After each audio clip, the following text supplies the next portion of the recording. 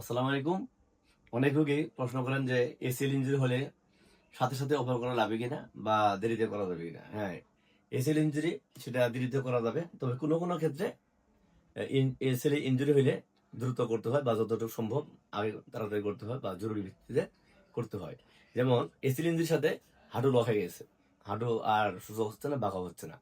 হ্যাঁ, অথবা মাঝে মাঝে দেখা যায় একটু পরেই লক হয়ে যায়।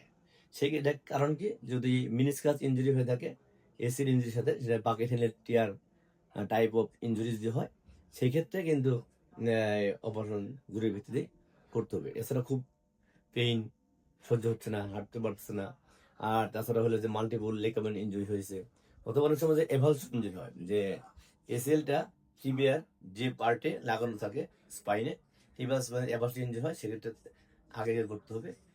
কারণ এক্ষেত্রে যদি আগে না করা হয়, পরে এটা করাটা ডিফিকাল্ট হয়ে যায় এবং হিলিং ভালো হয় না। সুতরাং এইসব ক্ষেত্রে আমরা জরুরি ভিত্তিতে বা আগে অপারেশন করে নিব, যেখানে অনেক 2-3 মাস পরে করলেও কোনো সমস্যা না, বা 3-4 মাস পরে কোনো সমস্যা না। তবে ডায়াগনোস হওয়ার পরে যত সম্ভব আগে করে ভালো, 3 থেকে 4 সপ্তাহ পরে করাটাই বেটার নর্মাল ক্ষেত্রে, যদি জরুরি না হয়। তো এই 3 ক্ষেত্রে জরুরি ভিত্তিতে আমাদের অপারেশনটা করতে হবে। ধন্যবাদ।